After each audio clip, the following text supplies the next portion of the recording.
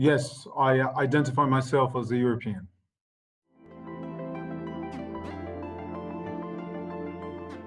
I think that we all have multi-level identities, and of course, we identify ourselves first of all according to our national and local identity. And I think that we think of ourselves as European when we confront the others. So I think that my greatest realization that I'm European, not only Polish and not only from Warsaw, but also European, it came to me, it struck me when I was abroad, when I was in the United States, when I was in China. Then you kind of realize that this European identity is very, very strong, and that when the environment is different, or when you feel at a certain unease, or you do not feel really at home, it's not because you're Polish, but because you're European.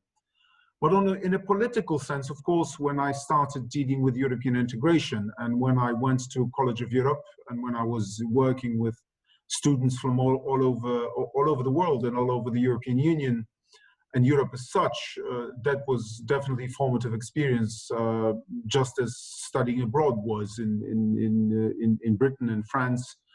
And of course, later on, when I was working in the Polish Ministry of European Integration, when we were negotiating the membership criteria and accession, then later on in the European Parliament, all of those were formative experiences when it came to the professional side of my identity. But when it comes to who I am, I think that, as I said at the beginning, is that when you're confronted with other cultures, then you actually you are made aware, and it is made abundantly clear that you are a true European.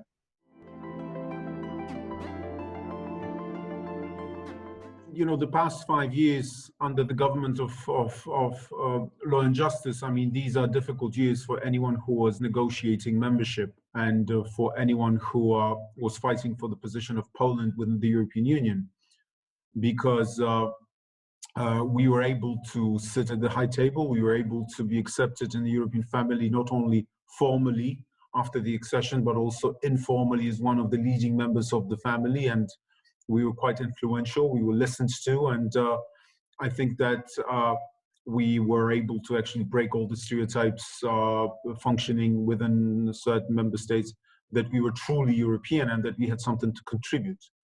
Whether the past years under the Conservative government of peace were, of course, difficult, because a lot of our work was undermined or even dismantled, and I have this nagging feeling almost every day that peace is actually leading us to the margins of European integration. So whenever I observe what they do, how they negotiated the budget recently, how they turned the back to fighting climate change, and so on and so forth. Of course, these are quite painful experiences when it comes to European identity. You know, there are plenty of moments which were interesting. Of course, being in the European Parliament and negotiating the budget and negotiating important pieces of legislation on institutional issues, such as, for example, the division of seats within the European Parliament when I was the draftsperson. And of course, it was a formative experience, and a strong feeling was accompanying it, because, you know, I was reading about it when we were outside of the European Union. I wrote my PhD about institutional nitty-gritties, and suddenly there I am deciding it. Of course, also as a Minister of European Affairs, when I entered the European Council negotiating room on numerous occasions, when we are negotiating Brexit, migration issues, or the questions of environmental policy, all of these were strong experiences professionally. But also sometimes, you know, when you remember the communist times, when we were outside of the bloc, when we were you know, dreaming about being part of the European integration, and suddenly then years later on, you are confronted with, say, Swedish parliamentarians who came to my office, and they were saying, you know, we come to you because Poland is much more influential, and we would ask you to be an advocate of our common interests and take into consideration what we think about the northern dimension in Russia and so on and so forth. And it was a bit startling to realize that suddenly it is the Swedish politicians who actually come to ask for help or for assistance. And of course, one remembers the times when we were outside of the bloc. So there were quite a lot of experiences like these when you would realize that we came a long way. And of course, these were all positive experiences.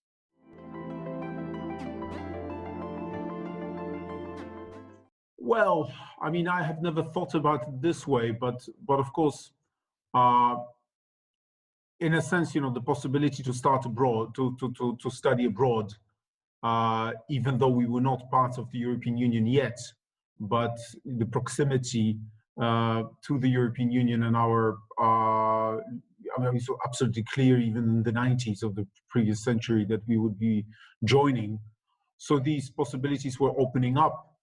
And also a possibility, to send all of the students of mine, not send, but I mean, an opportunity for them to participate in an Erasmus program. I mean, of course, it was quite an achievement and of the union, yes, it made me realize. At a personal level, or what kind of journey we've covered in the past years. So I think that all in all, the educational possibility, either for me or for my students.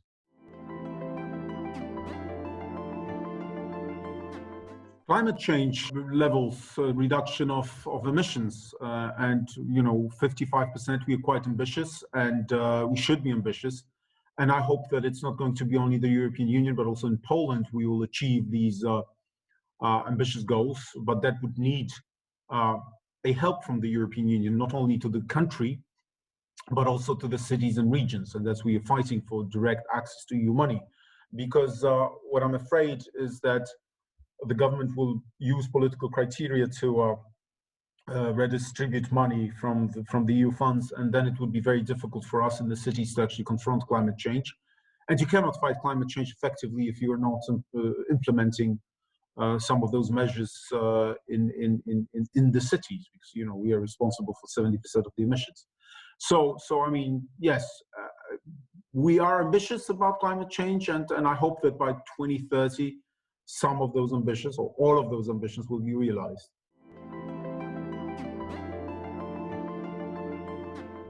I mean, look at the British example. I mean, years of scapegoating, and pointing fingers and creating the atmosphere, the Eurosceptic atmosphere, paid off with a referendum and with Brexit.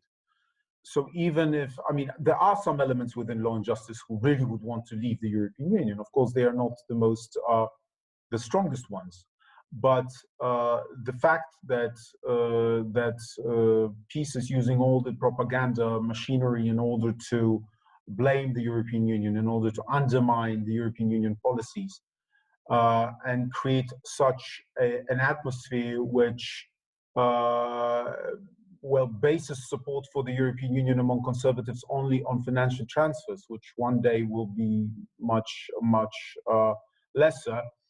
That creates this atmosphere, and of course, total lack of professionalism and inability to propose constructive scenarios to the European Union and be a constructive player, which puts the current Polish government on the margins of European construction. All of that, unfortunately, creates the right atmosphere for the Polexit scenario to materialize in the near future. So the danger is there, and of course it very much depends on how long Law and Justice will rule. I mean, if they lose the next elections, I think that the scenario of Polexit will be maybe not eradicated, but made much less likely so. But if they were, God forbid, to win the next elections, unfortunately, such a scenario might materialize.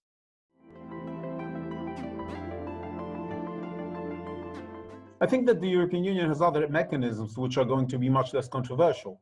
And that's what we are proposing, because we're proposing at least some of the money to be used directly with the local governments. And unfortunately, I mean, the response is not very strong.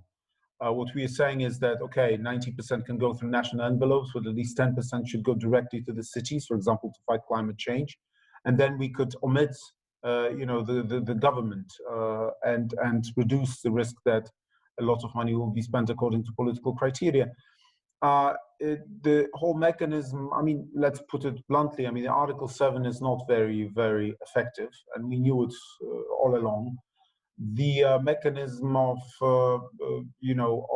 actually subjecting rule of law, I mean, linking rule of law and financial transfers is not liked by quite a lot of member states. I'm in a schizophrenic situation because, I'm a mayor of the biggest city in Poland, and why should we, local government or the people, be penalized by for the irresponsible behavior of our government?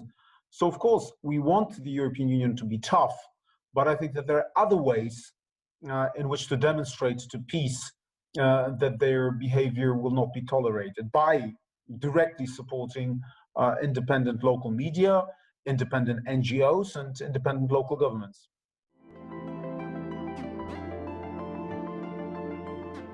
I mean, peace is employing a classical salami tactics. They are undermining the rule of law and democratic institutions at every turn. They're doing it slowly, step by step, and then, of course, they're looking at the Hungarian examples, and they're trying to employ it.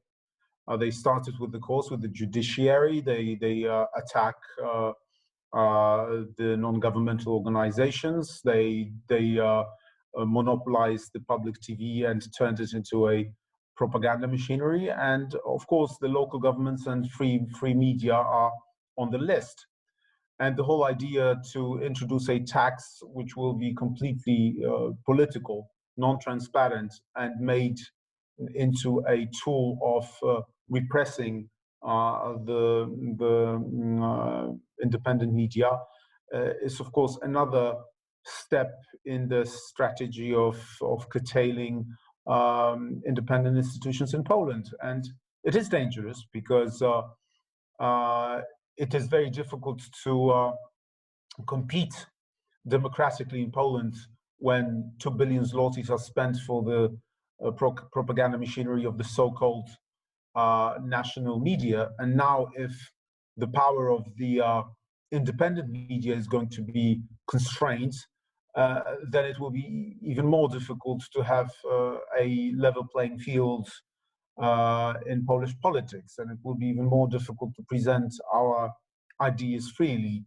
So, of course, we are worried, and we hope that the government, again, under the pressure of the civil society and the media, and also the pressure of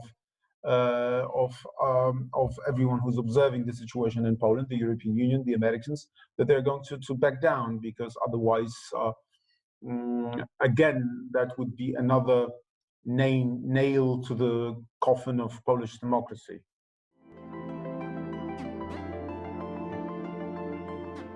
Starting with Poland, I am still optimistic in the sense that we are not Hungary.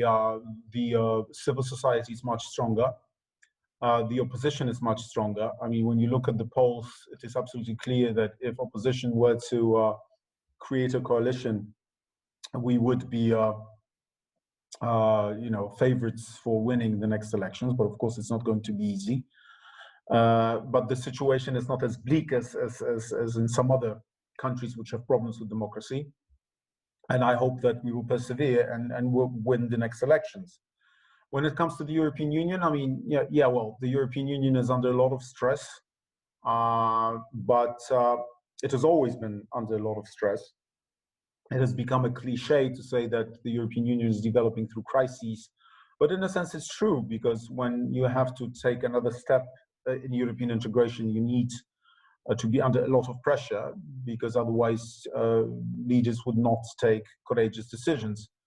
So of course, the nature of the crises that we now see is multifold, and it's difficult to see whether the European Union will have strong enough backbone to persevere. But because it's the economic crisis, it's COVID, it's the budgetary crisis, it's also migration crisis can come back and so on, and the rise of populism in many of the member states. But at the end of the day, I think that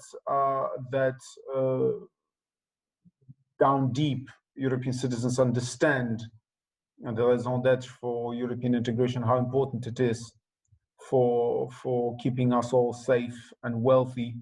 As I've said, the European Union has always had this incredible force of transformation, and I think that the Union will adapt and to those changing circumstances, and will come out even stronger.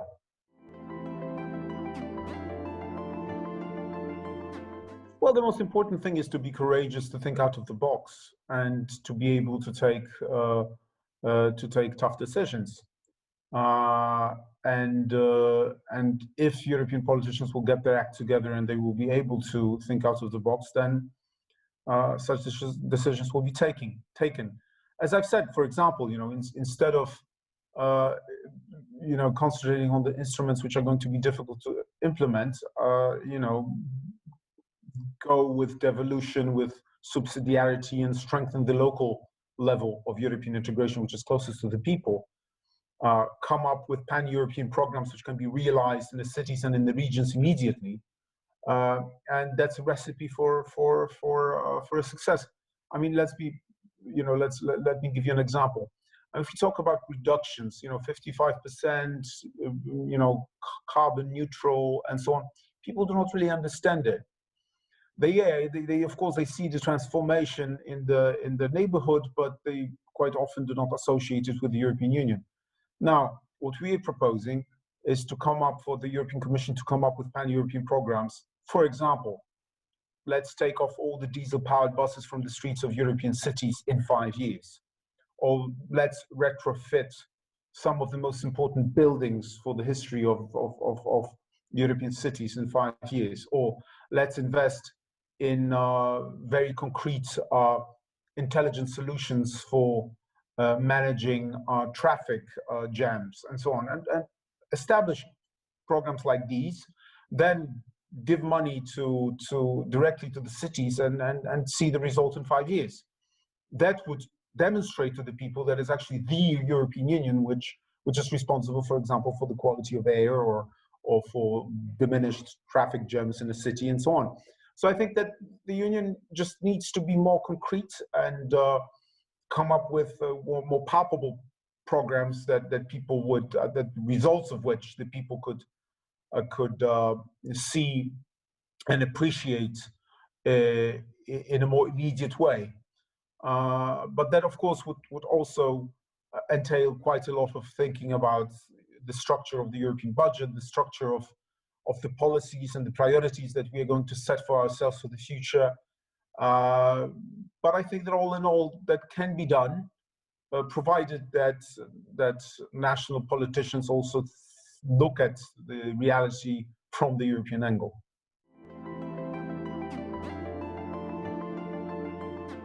Well, I mean, universities already play that role, but it's very important to enhance that dimension. I think that when we think about the Erasmus program, especially in the context of Brexit, where Brits were to be out of it, we immediately thought about it as one of the most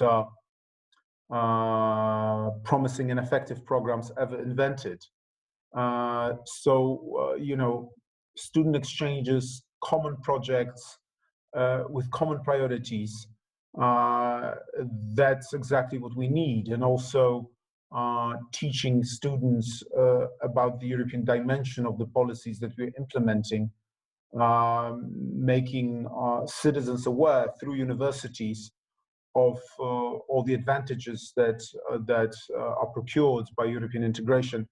This is very important because, especially in some of the older member states, European integration is taken for granted. So, of course, Brexit was a shock, but it would be good for the universities to come up together and work on the awareness, but also to put more money in research and development to demonstrate to the people that when we do things together, when it comes to innovation, when it comes to research development, we can be as successful as the Americans or the Chinese, or that we can be as innovative when it comes to startups as the Israeli. And it can be done, but of course you would need more stress and more money for such a cooperation. And I think that at the end of the day, if Europeans were to realize that we're not going to be innovative, safe, or prosperous on our own, even if you are Germany or France, that we are stronger only when we do things together, then I think that, you know, it could all lead us to strengthen European integration, and universities have a great role to play. The only thing is for the European politicians to actually realize that it's not only about education, that it's not only about Erasmus, but it's about creating this common identity and creating this common sphere in which many of those priorities can be realized together.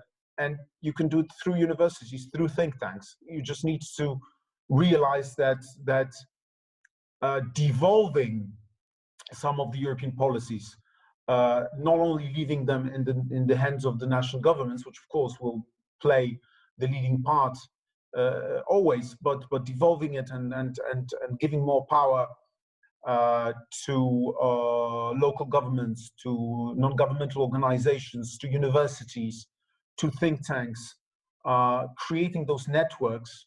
That is a way forward.